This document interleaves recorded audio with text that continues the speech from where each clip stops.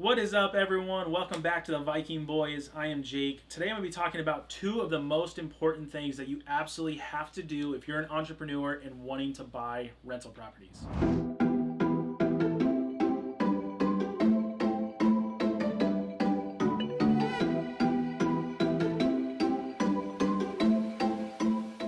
Today we are in our newly updated studio and we couldn't be happier. We're happy to be bringing this video to you. Like I was saying, the two most important things if you are an entrepreneur or self-employed and you are looking to buy rental real estate, you have to do these two things. One, you have to start building credit. And two, I know this is a very tough one, but if you're an entrepreneur, you have to actually start showing income. I know a lot of people start talking and saying credit score is not the most important thing if you are, a real estate investor. And that might be true if you're just flipping and wholesaling. You don't necessarily need a great credit score or, need to pre-qualify for properties because you can just go out and get a hard money loan. What I am talking about is if you want to take down properties with long-term loans, traditional, conventional loans for rental properties. From my personal experience, when I first got started in real estate, my credit score was absolutely shot. I just graduated college. I had student loans. And you know what? I wasn't paying them. I was defaulting on them month after month. And that absolutely tanked my credit score.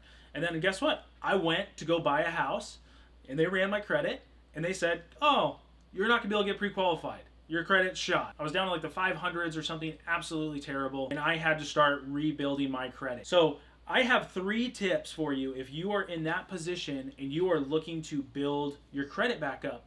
One, what I did personally is I went and got a credit card. And, depending on your credit, they might make you do a secure credit card, which actually means you have to go pay money to the bank to get that line of credit. Let's say it's $300, $500. They're going to take your $300, $500 and kind of hold it as collateral just to make sure that you're not going to default and run away with their credit card. This is okay, because guess what? The goal of this is not to go rack up credit card debt. The goal of this is to build your credit back. So that is step 1. Step 2 is paying that credit card off on time every single month. That is an absolute must. If you default on that credit card, guess what? Your credit's just going to keep going down. The third key factor with building your credit in this way is keeping your balance low compared to your total credit card limit. A lot of times, a lot of folks will say you have to keep it below 33%. I even try to keep it lower than that, 10%. And a lot of folks will also say you have to carry a balance every single month. That is not necessarily true. You can pay that credit card off every single month. So something that I would say is don't go out and buy stuff that you don't have money for. Buy stuff that you would spend already. Let's say gas, let's say groceries, and pay it off every single month. This is going to help you start building credit. This is going to take a couple months to do. It's going to take, let's say, 6-8 months before you start seeing, your credit start to climb up. What I would do next is go out and take out a second credit card or maybe a third credit card.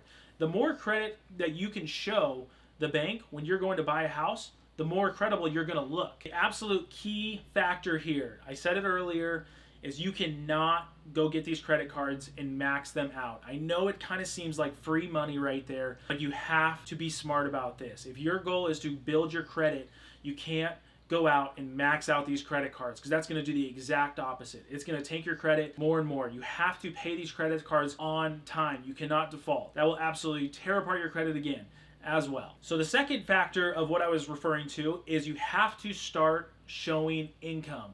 And keep in mind, this video is more so for the entrepreneurs out there. This is for self-employed people. Something that Luke and we ran into early on in our real estate career is, we wanted to start buying rentals. And we went and talked to the lender and they said, okay, you guys can say that you've made X amount of money last year, but I'm looking at your tax returns and, it doesn't necessarily add up to that. Because, of course, as a business owner and as a, entrepreneur, you can write off certain things and show different expenses to bring your tax liability down, which is one of the major benefits of owning your own business. But, if you want to start buying rentals, the bank is going to want to see you showing that you are actually making income.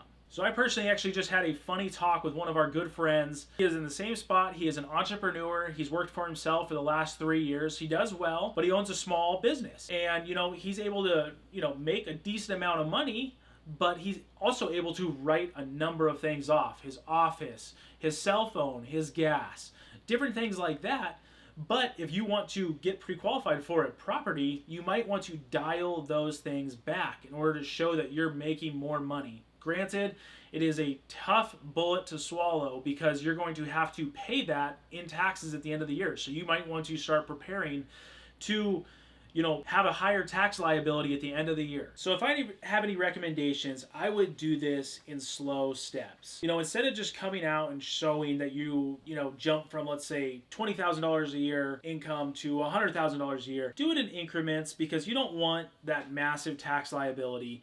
Because if you do jump straight up to, say, let's say $100,000 or $150,000, you're going to have to pay a chunk of change in taxes. So my recommendation is find a lender that you can work with and that might be a little more flexible, and they're willing to kind of tell you what you have to qualify for income-wise to buy whatever dollar amount in properties you want to buy. I know it's a little bit of the gray area, but if you find a lender that you're comfortable with, a lot of them will open up to you and say, look, you have to show, let's say, $50,000 in income to qualify for a $250,000 property, or you have to show $100,000 in income to qualify for, so let's say, $500,000 in income properties. Unfortunately, this is just the truth now. After 2008 and everyone was kind of doing bad loans, the lenders are very, very particular, and they want to see that you are, especially if you're self-employed, that you are making X amount of money consistently for the last 2 years. Let alone in coronavirus timeline, the lenders have tightened up even more, especially if you are self-employed. They are estimating that most people are going to be without a job, and they want to make sure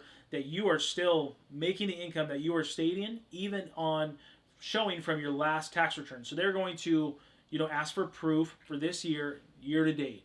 One of the big things that I did not touch on when it comes to credit score is when you are applying for these loans and these mortgages, one thing, especially if it's a cash flow producing property, if you have a higher credit score, what do you think that's going to equal? That is going to equal a better interest rate, which is going to in turn give you more cash flow each and every single month. The earlier you can start building credit, I think the better. If you're 18 years old, I would go out and get one of these secured credit lines like I'm talking about. Go out to a bank, give them the $500 deposit so you can get a $500 credit line. Start building your credit today. Do that month after month after month. Pay on time for these lines of credit. Start building your credit. Repeat it over the next year. Start showing that you are making income. And then guess what? You can go out and buy that first rental property. Guys, be sure to like and subscribe this video. If you disagree with anything I'm saying, please drop it in the comments. I'd be happy to talk to you about it. I'm open to conversation. We're not saying this is the only way to do it. This is just from our personal experience. Be sure to follow us on social, where we're dropping content each and every single day. Till next time, over and out.